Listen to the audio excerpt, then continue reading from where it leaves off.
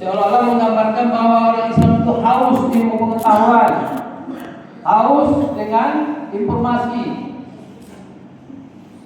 Seperti huruf ain itu buka, ingin tahu aja, ingin membaca dan ingin mendalami. Huruf ain. Ilmu, ada huruf lam. Huruf lam itu menunjang ke atas,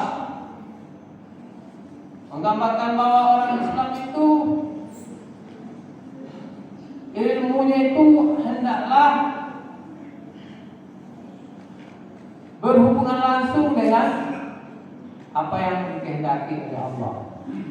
Jadi ilmu itu mencari keridhaan Allah. Lam menunjang ke atas sehingga penuh dia, seperti huruf lam penuh. Di bawah itu ada tambungannya. Ya. Ada lagi ilmu, ada huruf mim. Mim itu seperti kayu yang akarnya memasuki jaringan di bawah tanah. Masuk akar-akarnya ke bawah tanah. Mim. Itu menggambarkan bahwa orang Islam itu setelah berilmu dia tawadu, tawakal, khusyuk. Nah, tidak sombong, tidak angkuh. Mim mengakar ke bawah. Seperti padi lah, ilmu padi. Padi semakin berisi, semakin produk, semakin tinggi wawasannya, ilmunya, semakin dia tawadu, rendah hati. Bukan rendah diri, rendah hati. Nah itu dia. Jadi orang Islam itu disuruh oleh agamanya untuk menjadi orang pintar. Nah, jadi orang Islam itu tidak boleh jadi orang bodoh, orang blongan. Nah nanti ditipu-tipu orang aja. Kita harus menjadi orang pintar. Tidak perlu sekolah. Tidak sekolah aja ya. Di majlis-majlis pengajian juga menambah ilmu pengetahuan kita. Tidak perlu S2, S1 ya. Habis S1, S2, habis S2, S3 ya. Kalau dulu kan S itu S6, SD kan, SD yang tahun. Baru masuk S1, strata 1, strata 2, strata 3. Ya oke lah bagi orang yang punya kemampuan seperti itu, oke lah. Bagi kita ini perlu menambah ilmu terus. Nah, pengajian-pengajian yang ada bulan Ramadan kita ikuti, pengajian-pengajian yang ada wiridnya selalu kita hadir. Minimal hadirlah dalam sekali sebulan. Masa nggak pernah hadir? Ya enggak? Nah, karena orang Islam itu ingin mengetahui ajaran agama itu haus dia. Banyak ayat-ayat Al-Quran menyuruh kita untuk berpikir. Lebih dari 750 ayat, seperdelapan dari Al-Quran itu menyuruh orang Islam itu berpikir, mengasah, menganalisa,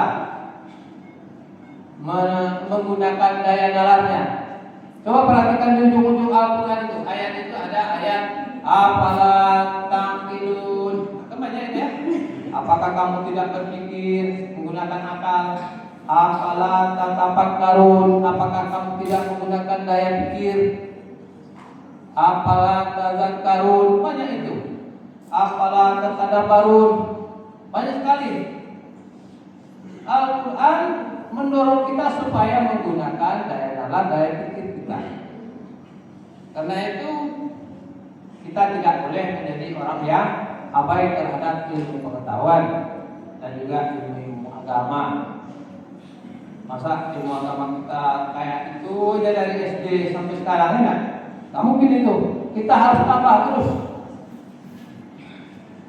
Hendaknya meningkatlah dari nilai 6 jadi 7, 7 jadi 8, 8 jadi 9 dan seterusnya. Sehingga kita itu menjadi orang yang peduli terhadap ilmu pengetahuan dan tidak sembarang dalam ilmu. Kan banyak itu kajian-kajian agama, ada ilmu tauhid, ada ilmu fikih, ada ilmu kalam, ada ilmu apa lagi? Ilmu hukum. Banyak sekali dalam Al-Quran itu. Al-Quran hanya menggambarkan secara global, secara rinci, salah yang akan menggalinya sendiri. Hadis Nabi hanya menafsirkan sebagian besar saja dari Al-Quran. Selebihnya kita boleh menggalinya. Ini di bulan Ramadan adalah bulan di mana Al-Quran diturunkan, merupakan pedoman bagi kita, merupakan hudan lil muttaqin, menjadi petunjuk bagi kita. Nah itu kita tidak boleh lengah. Kita harus menggunakan algoritma.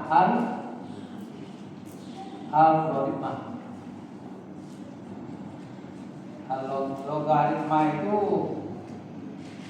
diambil dari Al-Khawarizmi, seorang pakar Islam, pakar matematik, sehingga menjadi logaritma.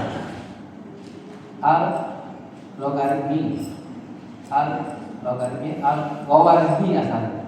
Ya. Jadi kita bilang sehari-hari logaritma itu adalah menunjukkan bahwa orang Islam dulu pintar. Seperti Al-Khawarizmi, logaritma itu menjadi dasar ilmu pengetahuan matematik bagi manusia sekarang.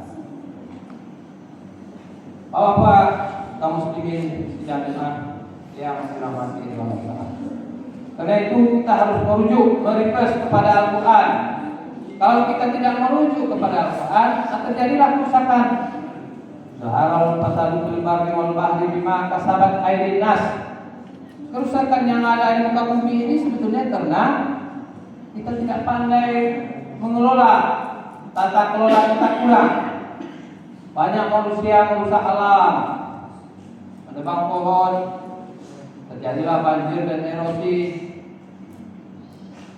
Ada lagi yang disebut dengan manusia sembarangan buka lahan hutan.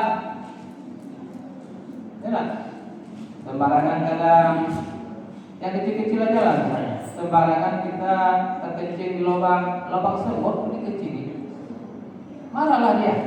Dia tinggal di situ habitatnya. Kita kencing. Untung nggak lubang.